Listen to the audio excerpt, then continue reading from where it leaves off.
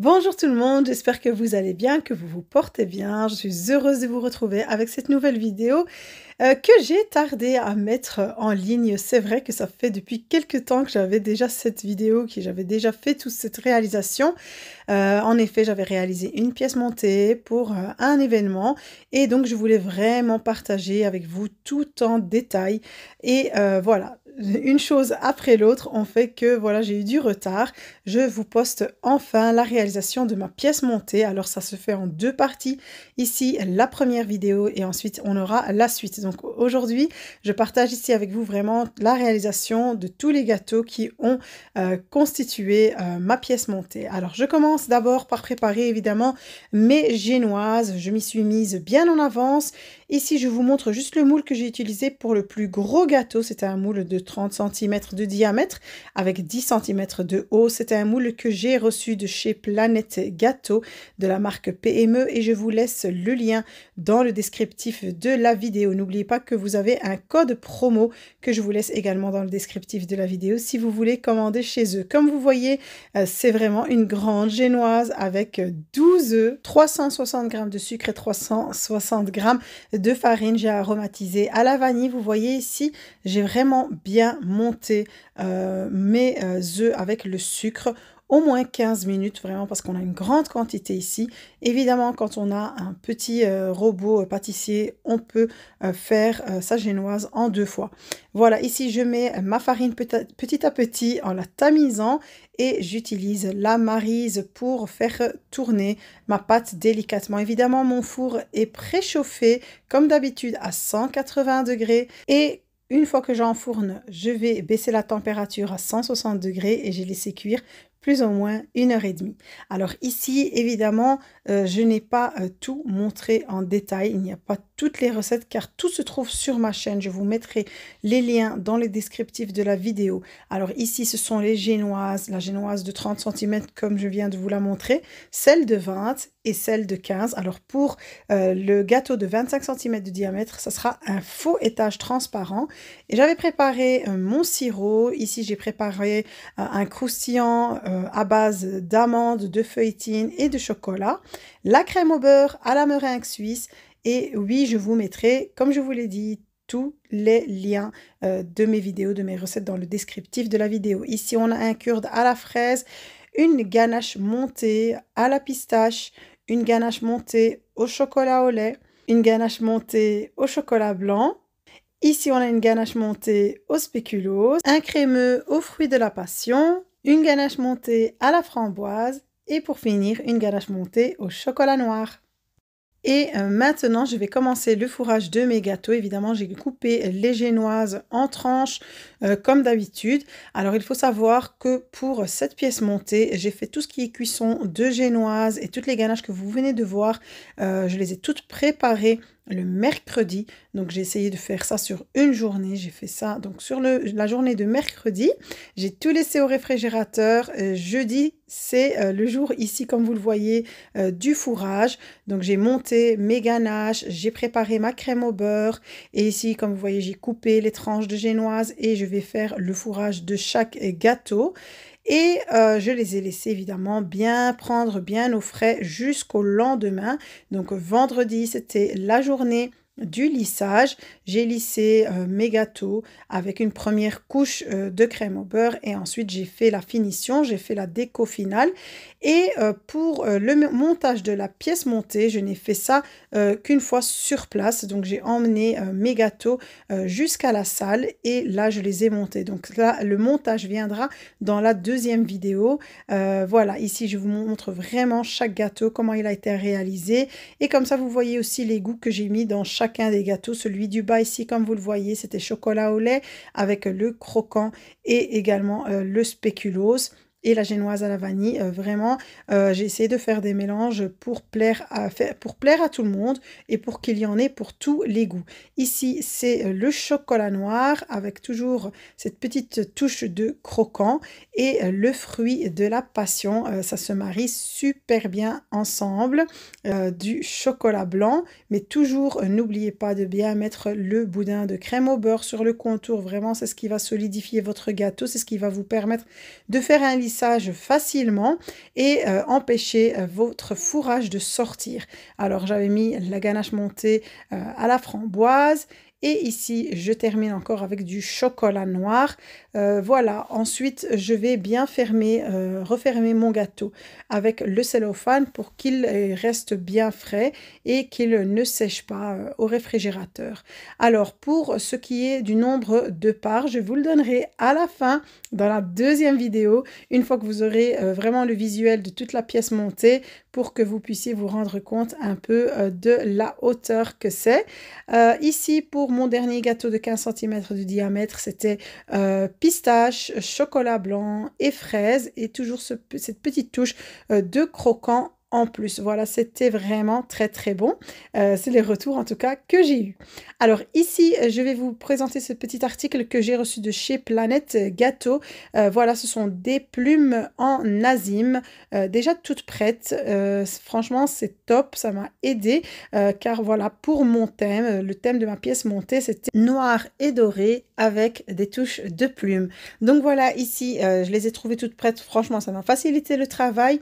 J'utilise ici de la colle alimentaire pour coller quelques tiges comme ça que j'ai coupées de la longueur que je voulais, juste pour les plumes que je vais fixer sur le gâteau qui vont un peu ressortir sur le côté. Sinon, je ne vais pas mettre des tiges sur toutes les plumes. Voilà, après avoir mis un peu de colle, je laisse quelques minutes, ça va sécher très très vite et ça va bien coller. Ici, je vais les peindre. J'ai pris cette poudre dorée, donc de la marque Fractal de chez Planète Gâteau. Je vous laisserai le lien dans le descriptif de la vidéo. Vraiment, on peut utiliser la poudre telle qu'elle parce qu'elle est vraiment très très intense. La couleur est superbe. Ou on peut aussi la diluer comme vous voyez ici, je l'ai fait avec du réjuvénateur ou encore de l'extrait de vanille ou de l'arôme d'amande, c'est comme on veut. Voilà, ici une fois que je peins mes plumes des deux côtés évidemment pour qu'on ne voit pas de défaut, je vais les laisser sécher, ça sèche très très vite surtout avec le réjuvénateur et on va les laisser de côté pour pouvoir les utiliser plus tard. Ici j'ai également pris de chez Planète Gâteau ce cakeboard épais doré de 36 cm de diamètre. J'avais également pris du site Planète Gâteau des semelles de 28 cm de diamètre, vous allez voir pourquoi. Et ici j'ai pris un autocollant double face, donc ça c'est une amie sur Instagram qui m'a conseillé de l'utiliser, ça vient de chez Action et vraiment c'est vrai que ça tient super bien, j'étais rassurée de bien faire tenir mon gâteau sur le cakeboard. Alors voilà, ici je vous dis que j'ai pris une semelle qui est plus petite que le diamètre de mon gâteau. Je vais retourner mon gâteau dessus pour vraiment qu'il soit bien fixé sur le cakeboard du bas pour que ça ne bouge pas. Et pourquoi est-ce que je vais utiliser des semelles, deux semelles, je vais en mettre une aussi sur le gâteau. Alors c'était vraiment un casse-tête, j'ai réfléchi à plusieurs solutions et j'ai pris cette option car je voulais que sur ce gâteau du bas poser mon étage transparent en acrylique, mais le petit hic c'est que mon étage transparent n'a pas de couvercle, en tout cas il est ouvert, donc que ce soit sur le haut ou sur le bas, ça dépend dans quel sens on le met.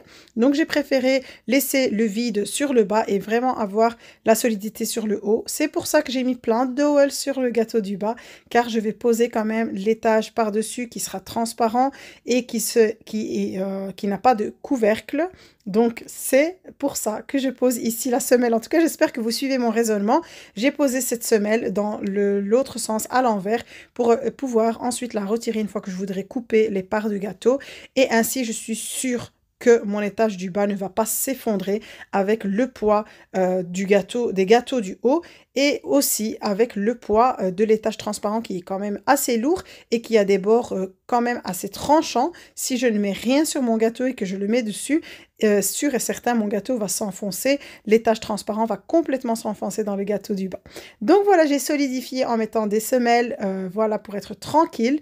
Et ici, comme vous avez vu, j'étais passée au lissage de mes gâteaux en faisant juste la première couche. Alors ici, c'est une idée comme une autre, ce sont des boules de Noël que j'ai achetées et pour décorer avec mon gâteau, ma pièce montée, je vais utiliser ici des bâtons, des pics en bois. Je mets juste un peu de colle chaude par-dessus avec un pistolet et j'enfonce dans ma boule plutôt et je vais maintenir quelques secondes, ça va sécher, ça va durcir très très vite. Voilà pour décorer avec des boules. Donc j'ai pris simplement des boules de Noël. J'ai juste retiré le petit crochet qu'on retrouve sur les boules, donc pour les accrocher normalement. Et voilà, j'en ai pris des noirs et des dorés. Ici pour la crème au beurre que j'ai colorée en noir, je vous mettrai directement le lien de la vidéo que j'ai publiée il n'y a pas très longtemps où je vous ai montré sa réalisation et comment obtenir un noir intense. Voilà, une fois que j'ai ma crème au beurre de couleur noire et que j'avais déjà lissé mes gâteaux, je commence à mettre mes touches de noir. Donc voilà, c'était un thème, on va dire, imposé. Je n'aime pas trop travailler avec le noir. Bon, c'est vrai que ça donne son petit côté de chic, mais voilà, niveau... ensuite, en fait, pour le manger, je trouve que c'est très salissant et que voilà, même au niveau du travail ici, comme vous voyez, j'ai mis mes gants parce qu'on en a partout ensuite.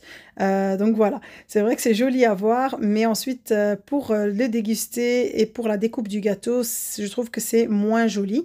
Mais voilà, ça a fait vraiment son petit effet. Comme vous voyez ici, j'ai lissé sur le côté mon gâteau et j'y vais vraiment au feeling. C'est vrai que j'avais déjà préparé plus ou moins le genre de déco que je voulais dans ma tête et que j'ai évidemment mis sur papier. Mais voilà, la dernière minute, j'y vais beaucoup et souvent au feeling et je fais comme je le sens à l'instant même. J'ai donc commencé par lisser mon gâteau et je voulais faire cet effet de fault line, comme je l'ai déjà fait plusieurs fois avec vous, en laissant vraiment cette déchirure volontaire au milieu du gâteau. Et vous allez voir par la suite que je vais la peindre. Et ici, j'ai mon gâteau de 20 cm de diamètre auquel donc j'ai fait déjà un beau lissage avec ma crème au beurre. J'utilise ici l'aérographe manuel dans lequel j'ai mis ma poudre dorée et que j'ai diluée. L'aérographe vient de chez Planète Gâteau, je vous l'avais déjà présenté il y a pas mal de temps maintenant. Je vous remettrai le lien dans le descriptif de la vidéo. Et regardez, voilà, j'ai vraiment peint en doré tout le haut de mon gâteau. Et ici, je vais mettre ma crème au beurre de couleur noire. J'ai juste laissé mon gâteau sécher quelques minutes au réfrigérateur. Et voilà, je vais faire plusieurs tours ici pour combler les imperfections. On est toujours dans cet esprit de fault line. Voilà, je voulais quelque chose qui soit en accord, donc que chaque gâteau soit en accord l'un avec l'autre. Voilà, une fois que j'ai terminé, je passe directement au réfrigérateur et je reprends mon dernier gâteau. Ici, je vais le couvrir complètement de noir et je vais bien lisser en faisant plusieurs fois le tour. Alors voilà, ici, une fois que mon gâteau a séché au réfrigérateur, je reprends donc le tout premier et je vais juste peindre la faille qui se trouve dans mon gâteau. Alors ici, je reprends le tout dernier, il a aussi bien refroidi. Alors je vais faire un geode cake. Vous voyez, j'ai juste fait le traçage avec un petit couteau et je vais couper dans mon gâteau. Donc je vais essayer de faire un trou proprement évidemment. Et là, je reprends ma crème au beurre et je referme tout ça. Et là, j'avais déjà préparé mes petits cristaux en isomalt. Je vous mettrai dans le descriptif de la vidéo les vidéos anciennes où j'avais réalisé justement ces petits cristaux avec de l'isomalt. Ici, j'ai juste coloré avec la poudre dorée même. Et voilà, ça n'a pas donné vraiment le doré que je voulais. Donc, j'ai ici retouché encore une fois en peignant avec ma poudre dorée Rollchem. Et enfin, après des heures et des heures et des heures de travail, j'ai enfin terminé. Vraiment, c'est très très fatigant. Alors, je partagerai avec vous dans la vidéo suivante, évidemment, la suite. Je vous laisse le suspense. Ici, je vous montre, voilà, quand j'ai ramené les gâteaux avec quelques éléments que je vais utiliser pour la déco. En tout cas, j'espère que cette première partie vous aura plu. Ça va pouvoir vous donner des idées, ça va pouvoir vous aider aussi quant à la réalisation de vos gâteaux. N'oubliez pas de liker la vidéo, de me laisser un petit commentaire. Et pour me donner un petit coup de pouce, n'hésitez pas à partager cette vidéo sur vos réseaux sociaux. Je vous en remercie d'avance et je vous dis à très très vite pour la suite de cette vidéo. Prenez soin de vous.